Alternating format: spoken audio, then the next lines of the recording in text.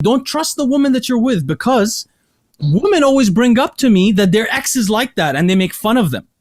So don't trust those women. Once you break up with them, they're making fun of you behind your back.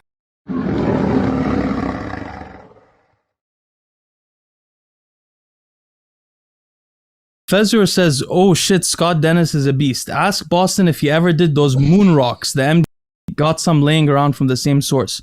I haven't done them yet, but I need to do them soon. But I want to do them up the ass, like you said. Oh my God. Will it help me? Hey, will it help my orgasms if I put it up my ass? I think it might turn you gay. It might do some weird stuff to you, because you're gonna start getting some sensations there. Honestly, there's a local sensation. Like, then I'm gonna try that. You're getting me curious. Like, okay, I don't know if this is too detailed, but girls' asses will start to like pulsate when you. I swear, so it's gonna happen to you too. I'm definitely trying that shit. It's gonna be pulsating. That's a dangerous one. Okay, so Nate No Limit says, Bostin would be interested to hear your dosing protocol for Frag 176191 in a pre-contest scenario. You touched on briefly on the last podcast, as I believe your mom had success running it. Also, your thoughts on Tren Hex and best application of body. Well, let's skip Tren Hex. What do you think about, what's the dosing that you use for Frag? Okay, so for pre-contest, you do 250 MCGs before any exercise. So before your fasted cardio, before your workout. If you do 2 cardio sessions a day and you work out, do 250 3 times a day. If you if you do cardio in the morning and then train at night, do it only prior to exercise on an empty stomach. So 250 to 500 MCGs prior to activity. I want to try that. Have you ever tried that? Well, Scott hasn't tried anything. We stop asking Scott. I don't even know what that is. I'm like, he hasn't even tried peptides. Dude, he's gonna respond amazing to IGF. To everything, he's gonna respond to anything. He's barely used normal doses. I mean, I'm gonna be in 212 next year. I'm gonna skip classic. Yeah, it really could skip classic. I think. So Dean's Barbell asks, why is it that the beta blocker propranolol only gives me nightmares? I get that it crosses the blood-brain barrier, but it's only nightmares, never normal dreams. So I just want to comment on this real quick. So nobody knows why beta blockers cause nightmares. They usually cause this in people that have slightly low adrenaline naturally. So I don't get this. I never get usually don't get the nightmares because I have high adrenaline levels naturally. The question I want to ask this guy is, why are you using propranolol before bed? That's not, unless you have a heart problem, which is not what we tend to use it for on the channel. We tend to use it to protect yourself from the elevated heart rate after your workouts, or to affect your anxiety levels. Well, both of those things should be either around your workout or in the morning, right? Your adrenaline levels peak around 11 a.m. So this guy seems to be and propranolol is short acting. It's only going to affect you for about 8 hours. I've talked to a couple guys that love taking propranolol. I can't take it. It makes me feel like way too out of it. But I heard a lot of guys love taking the propranolol before bed when they're on trend. Yeah, if you're on trend, of course. Maybe that's what's going on with him.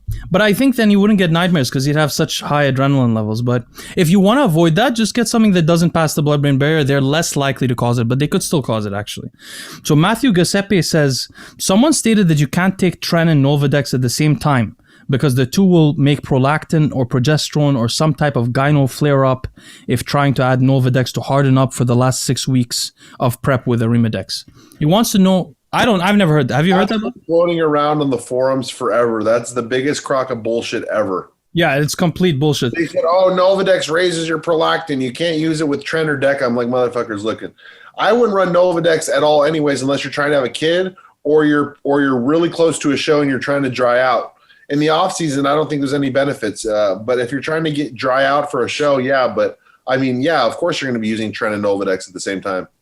So Nolvadex could make your body not sense the amount of estradiol it's a SERM. So it can make your body not sense the estradiol. And how does prolactin raise when you have higher estradiol and higher progesterone signaling? But if you're using an AI with it, this doesn't happen. And plus, to be honest with you, it doesn't happen either way. I use Nolvadex with Tren so many times, zero noticeable impact. Wes Andrews Fitness says, here's a question. What is so bad about Bostin's genetics? I'm trying to develop a better eye for bodybuilding, and I've always thought he looked pretty good, but he claims he has bad genetics. So Bostin, critique yourself, yeah? It's funny. I actually think that I have actually pretty good genetics, but I've been a real retard about going about it the right way, and I've completely trashed my body. So I mean, the whole thing of going pro, like going pro in bodybuilding back in the 80s, hell no, I don't have the physique for it, never. But if I was to keep going on the track that I was going, I mean, going pro these days is not hard, but it's like, what do you do when you're a pro? Are you going to be a good pro? And no. So I have like the genetics to get to that level, but I would never have the genetics to ever do anything as a pro. But yeah, I have a lot of weak body parts. My chest, now that it's tore, I'm definitely not a superior genetic, but I'm also not terrible, you know? Boston, do you think people that are your height are just at disadvantage always in bodybuilding? 100%, yeah. I mean, I'm not using it as an excuse, but I'm just saying it takes longer. Yeah, I agree. Okay, this is weird. So I'm average height. I'm 5'10", but I honestly think that people, and I know, Scott, you're 5'7", so this is a little critical, but I feel like people that your height, Scott, is what it is. Everybody's 5'7" in the Olympia, the top guys. It bothers me because you don't know they're 5'7", and they're huge. It's not like you have an aesthetic physique, it's different. But these guys are just like, they're as wide as they are tall. They're all blocks. Yeah, I like feel like Ramy. they should be penalized.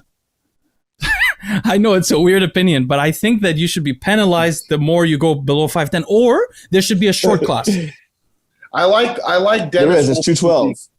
Yeah, but now all the 212, those guys should be in 212, like Bonac and all these guys. They came out of 212.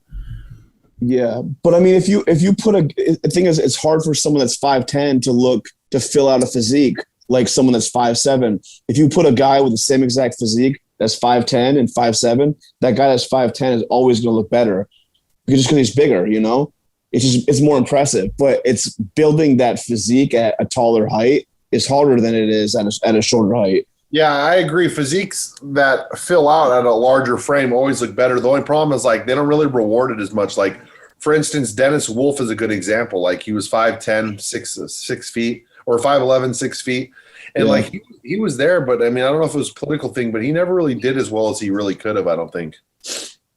Well, remember when there was so I feel like, so I was kidding around about the penalizing, but what I feel like it should be is not a 212 class. It should be a short class and a 5'10" or above class. And the two of those should come out for the total Mr. Olympia. They should compete against each other like they used to. That's how most other divisions are. NABA, PCA, it's all by height. That's what I would think that would be better. That way it gives those guys, the taller guys, a chance to have a, because they can't, like you said, they can't compete as well with the shorter guys. Well, look at it. Look at the guys at the Olympia. I mean, men's physique, it's all the Raymond Edwards, I want to say, is like 6'2". So that he's 6'2". Yeah, we're talking about bodybuilders now. Tell me any bodybuilders on the Olympia stage that are 6'2" right now. I don't think there's any of them. No, there's nobody. But that's rare. I mean, Raymond is like towering over everybody, even in men's physique, though. You know? I agree, yeah.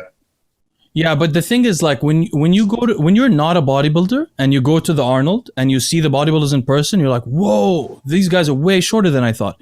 You like when I saw Phil Heath, I didn't know he was 5'8" or something like that. He's I was always disappointed when I went to the expos.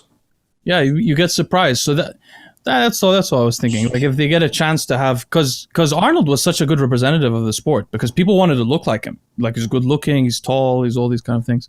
Anyway, this is a funny question. So I think that people watch the Fuad podcast and they want us to answer the same questions. So I don't want to answer this one, but I want to bring it up because you just mentioned the injecting of the MDMA of the ass. So Brandon is wise says also, have any of you three had experiences with a woman trying to lick your butthole? And if so, how did the first time go? So I wanted to answer this really quickly. I never had this experience. Women don't try this with me because they assume that I'm not going to go along with it. But moreover, this is the thing. Don't trust the woman that you're with because women always bring up to me that their ex is like that and they make fun of them. So don't trust those women. Once you break up with them, they're making fun of you behind your back. or marry the girl that you do it with. I can honestly say I've never done that. I've eaten girls' asses, but I've never had my ass eaten by anyone. Fuck that. We'll see what happens with the MDMA after. Anyway, douchey as fuck says, how long after? Let Scott answer that question. I didn't want to. You don't want to. He pleaded the fifth. Douchey as fuck says, how long after blasting or coming off is the longest you've still felt or had the effects from gear? Greg Valentino's story about going to prison and still being on because of the sheer amount of stuff he injected and how long it took to clear. What are your thoughts on his story? Is it possible with enough scar tissue and injecting tens of mLs of gear that hormone levels could be elevated for a long time period, even years later? By the way, I want to say that Greg sent me a message yesterday on Facebook, Leo, and it was a very kind message about both me and you. Yeah, he's been saying that he really likes what we're doing on the podcast, and he's a big supporter no matter what. And he said he loves what we do and he watches our stuff. Yeah, he does. And his girlfriend Lucie also. She's a very sweet lady. She sent him a couple of messages last 2 days. Yeah, I meant to reply, by the way. Sorry, Greg. I was busy. I do believe him, by the way. Yeah, he had like genuinely a scar tissue build. I don't know if years, but a while. He said he would do a full vial of test prop a day in his arms. Yeah, he was doing some insane stuff. That's very possible. It's very possible that Greg is not a liar. I've talked to Greg about personal issues, and like he's like not a liar. It's like for him to admit that he's shooting 10 cc's of test prop in his bicep every day. He said his OCD was so bad when he would open a vial, he had to use it all. He couldn't let any go to waste. So he would shoot a vial a day in his arms. Of course that happens with your arms. I completely believe it.